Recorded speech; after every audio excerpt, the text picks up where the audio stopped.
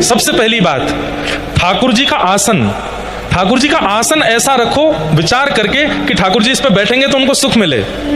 कई बार हम ठाकुर जी को ऐसे आसन में रखते हैं, उसमें खुद को इमेजिन करके देखो, आप बैठते तो बैठ पाते, उसमें नहीं बैठ सकते, ठाकुर जी कैसे बैठ जाएंगे।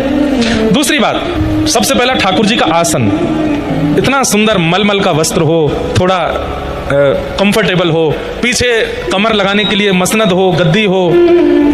दूसरा, हम सबके घर के ठाकुर जी कैसे हैं, किसी घर के ठाकुर जी ऐसे हैं, किसी के घर के ऐसे हैं, मेरे ऐसे हैं। तो मन में ये भाव होना चाहिए कि ठाकुर जी पूरे दिन हम ऐसे हाथ करें तो हमारा हाथ थक जाएगा, तो ठाकुर जी के पास में एक छोटी सी छड़ी बनवा के रखो कि हे नाथ, जब जब आपका मन हुआ करे, मेरे सामने तो आप ऐसे ही रहोगे, जब मैं चला जाया करूं ये छड़ी नीचे लगा लिया करो, ये मसनद है इस पर थोड़ा टेक लिया करो।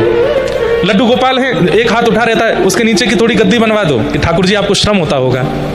ये चैतन्य बुद्धि है। दूसरी बात, वस्त्र, मौसम के अनुकूल ठाकुर जी को वस्त्र पहनाओ।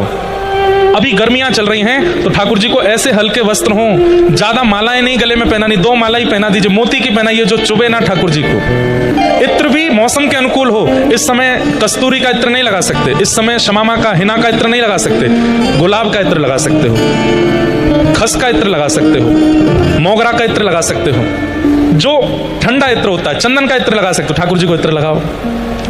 गर्मियों में बहुत गहने मत पहनाओ, सिर पर बड़े बड़े मुकुट मत पहनाओ, कपड़े के बने हुए पाग पहनाओ, पाग को ही ठाकुर जी के सिर पर बांध दो और उसमें हल्की सी मोती की एक लड़ लगा दो, बस हल्का रहने दो ठाकुर जी को। अक्षय तृतीया आने वाली, आज से ही चंदन घिसना शुरू कीजिए घर पर, खूब सारा चंदन निकालिए, उस चंदन को इकट्ठा करके एक बढ़िया कपड़े में डाल के निचोड़ के उसका पानी निकाल लो, चंदन का एक बॉल जैसा बन जाएगा। अक्षय तृतीया वाले दिन मुख से लेकर चरणों तक पूरा चंदन का श्रृंगार कीजिए, ठाकुर जी को ठंडा लगे। अब घरों में ठाकुर जी के सामने फुब्बारे रखना शुरू करो, छोटे छोटे फुब्बारे ले आओ, ठाकुर जी के आगे फुब्बारे रखो, उसमें इत्र लगा दो।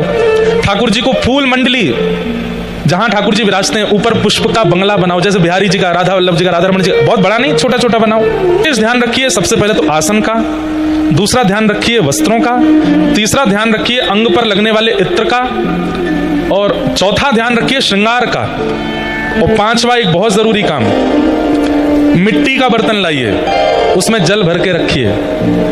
ठाकुर जी का पास में, उसको झारी जी बोलते हैं। अभी सोने चांदी या पीतल के वस्त्र नहीं, वो पात्र नहीं, मिट्टी का पात्र, उसमें जल भरो, जैसे हमारे घर में घड़े होते हैं, ऐसे छोटा सा ठाकुर जी का ले आओ, उसमें जल भर के, उसमें थोड़ी केसर और थोड़ा कूट करके इलायची, थोड़ा ठंडा रहे पानी, और उसको चारों तरफ कपड़े, गीले कपड़े से लपेट के ठाकुर जी के पास रखो, जल पीने का।